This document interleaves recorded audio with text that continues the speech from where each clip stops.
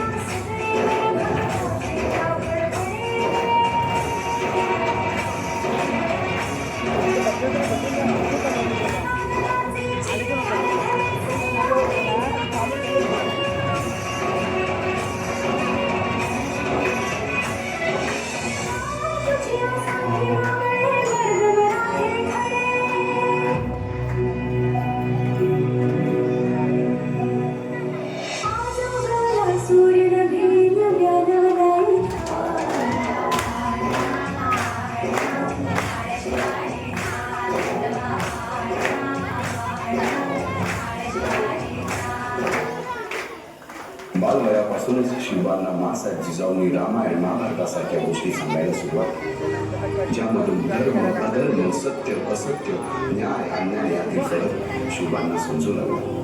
तसेच शस्त्रास्त्र व शास्त्र या शिक्षणासाठी शहाजी राजांनी अनेक कर्तबगार माणसे नेमली, जसे की दादोजी कोंडदेव, बाळकृष्ण पंत, रघुनाथ पंत, शामराज पंत अशा अनेक कर्तबगार माणसांच्या नेतृत्वाखाली महाराज बालवयापासूनच घडू लागले.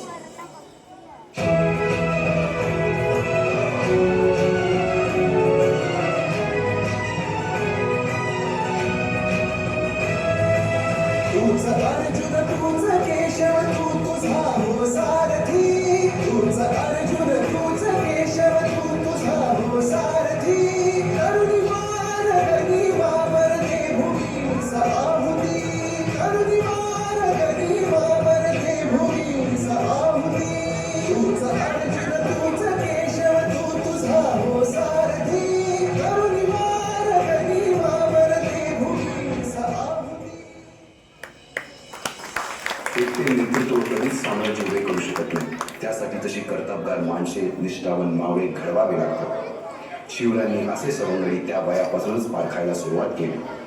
तानाजी मालुसरे, सूर्याजी मालुसरे, यसाजी कंक, सूर्याजी काकडे, बाजी जेले आणि अशा अनेक सवंगड्यासमोर शिवबांनी शपथ घेतली स्वराज्याची, शपथ घेतली स्वराज्याच्या बांधणीची.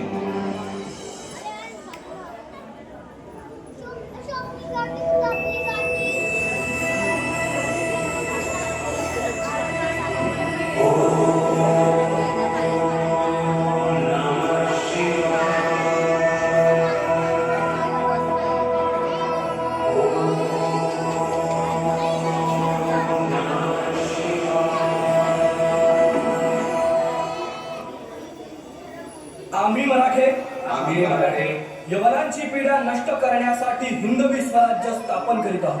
यवनांची पीडा नष्ट करण्यासाठी हिंदवी स्वराज्य स्थापन करीत आहोत. राष्ट्रभावनेने संघटन करून देशावरील परकीयांचे आक्रमण नष्ट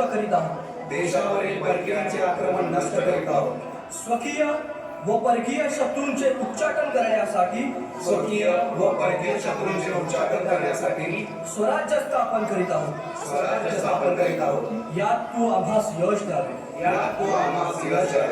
हे राज्य व्हावे ही तर श्रींची इच्छा. रायरेश्वरासमोर शपथ घेतली आणि स्वराज्याची गोडदोड सुरू झाली. तोरणा किल्ला घेऊन स्वराज्याचे तोरण बांधले. पुढे मुरुंब देवाचा डोंगर, कुवारी गड, सुभान मंगल, कोंडाळा, शिरवळचा किल्ला, पुरंदर आणि 12 मावळ स्वतंत्र झाला. पुढे राजांनी पराक्रमाने जावळी देखील घेतली. परंतु त्यानंतर स्वराज्यावर ओढवले भले मोठे संकट. ते संकट म्हणजे अफजल खान.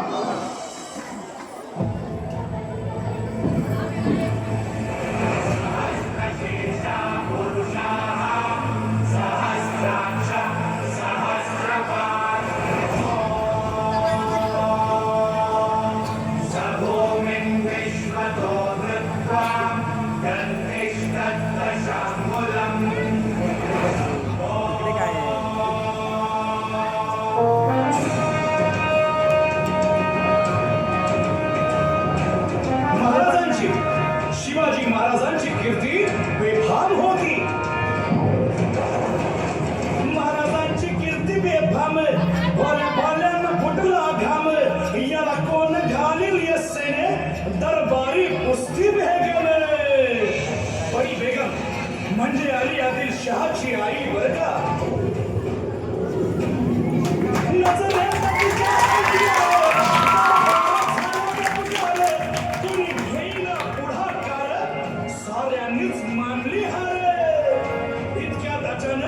एक सरदार उठला, बोलला, हम लाएंगे शिवाजी को.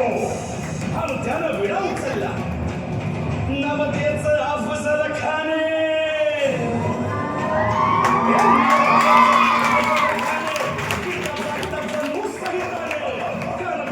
छाती ठोकून शिवबाला तो चिरडला.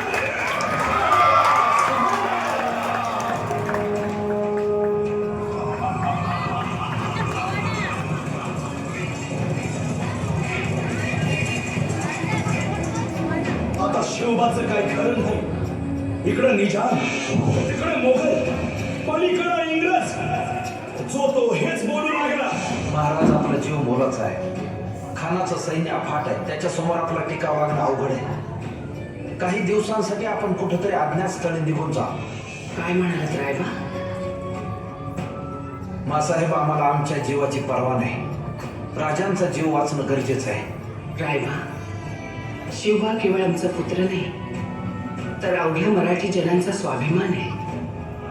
या मातेने आपला पुत्र गमावला तरी बेहत्तर, परंतु भ्याडपणे पळून जाऊन या मराठी मुलखाचा स्वाभिमान गमावता कामा नये. मासाहेब, आपला पुत्र आणि मराठी मुलकाचा स्वाभिमान विजय टिळा लावूनच परत.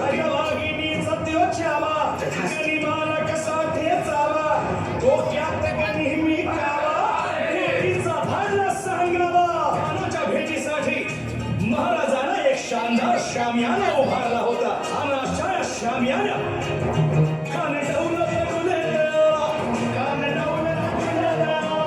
सय्यद म्हणणं त्याच्या संगतीला, सय्यद म्हणणं त्याच्या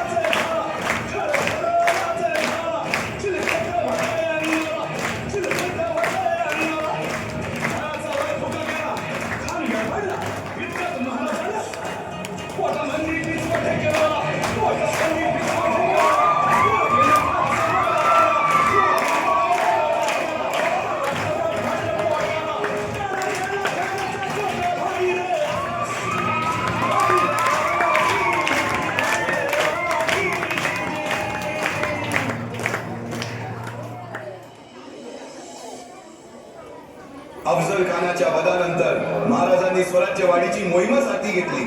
पाहता पाहता पन्हाळ्यापर्यंतचा प्रदेश जिंकून घेतला. कोकणी ताब्यात घेतले. सर्वत्र फक्त विजयच विजय दिसू लागला. हिंदवी स्वराज्य वाढू लागले. अशा या वाढत्या हिंदवी स्वराज्यावरती संकट येतच होती. पुढे स्वराज्यावर संकट आले ते म्हणजे सिद्धीचे. सिद्धी जोहरचे. सिद्धीने सुमारे 4 महिन्यापेक्षा जास्त पन्हाळ्याला वेढा घातला. या वेळातून महाराजांना सुटकेसाठी बाजीप्रभू देशपांडे, शिवा काशी व अनेक बांधवांनी पराक्रमाची शिकस्त समोर मृत्यू दिसून सुद्धा शिवा काशी प्रति शिवराय बनून सिद्धीच्या शांगेला जातात. काय म्हणावे त्या धैर्याला. पावनखिंडी 3000 गनिमांशी अवघ्या 300 मावळ्यांना घेऊन गोडकिंद्रावरून धरली आणि बाजीप्रभूंनी राजांना पुढे जाण्यास सांगितले. काय म्हणावे त्या शौर्याला. राजे लाख मेले तरी चालतील, परंतु लाखांचा पोशिंदा हा जगलाच पाहिजे. जा राजे जा, फक्त एक करा. विशालगडावर पोहोचल्यावर तोफेचे 5 बार द्या. तोपर्यंत हा बाजी या खिंडीतच गनिम रोखून ठेवतो. पुरंदराच्या तळावर गुलारबाजींना माझ्या सैन्यात आदमगीर बादशाहकडून मनसब देतो जसे आम्ही जागणार त्या दिलेर खानासमोर गुलारबाजी स्वराज्याच्या पायी महिलेल्या निष्ठेला तांडव करतात. काय म्हणावे त्या स्वामी निष्ठेला. पुढे राजांना आग्र्याला जावे लागले. त्यातील औरंगजेबाच्या मगरमिठीतून निष्ठून आल्यावर तहात दिलेल्या किल्ल्यापैकी जेव्हा कोंढाणा घेण्याची वेळ आली तेव्हा स्वतःच्या मुलाचे लग्न बाजूला ठेवून सुभेदार तानाजी मालुसरे पुढे आले. काय म्हणावे त्या त्यागाला. ही मोहीम मॅच फतेह करणार राजे. आधी नवीन कोंढाण्याचं, मग माझ्या रायबाचं. अशा या स्वराज्याच्या एरुंडात अनेक महावीरांनी शौर्याची, निष्ठेची, त्यागाची संविधा धारण करून आहुती घेतली. अशा कित्येक महावीरांनी पराक्रमाची पराकाष्ठा करत स्वराज्याचे एक एक दगड, चिऱ्या, पायऱ्या बसवल्या, घडवले. एक एक बुरुज बांधला गेला आणि आता वेळ आली त्या बांधलेल्या भक्कम गडावर विजयशी धारण केलेल्या भगवा ध्वज चढवण्याची, म्हणजेच आपल्या महाराजांच्या, शिवरायांच्या राज्याभिषेकाची.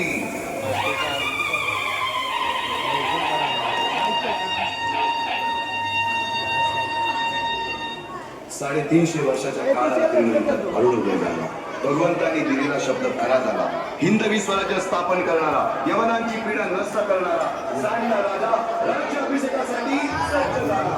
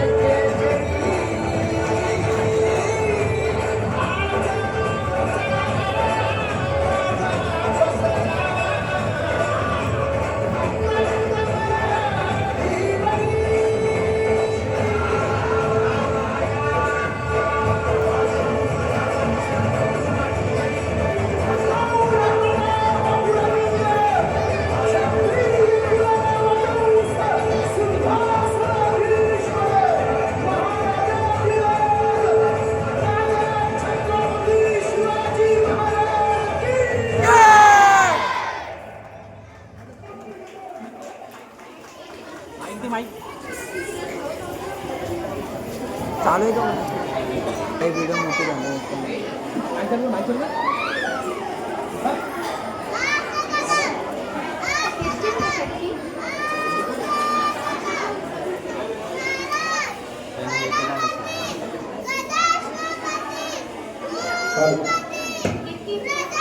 हाव ते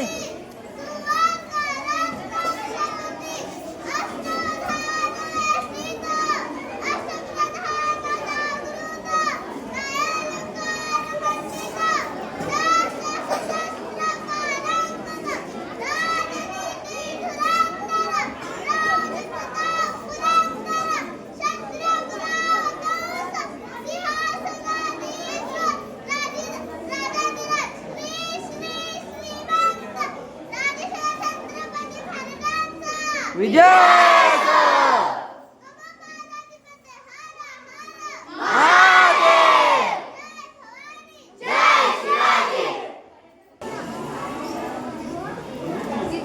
सेल बाहेर नंतर धरलं इंद्रजीवी जंपपरा पाडवसु ओंपपरा रावण सत्तपप रघुकुल राजे कौन बारी बाव पर शंभुरती नाव पर जो सहस्र बाव पर इथे बघायचं. राम विराजे दावा तुम दंड पर चिता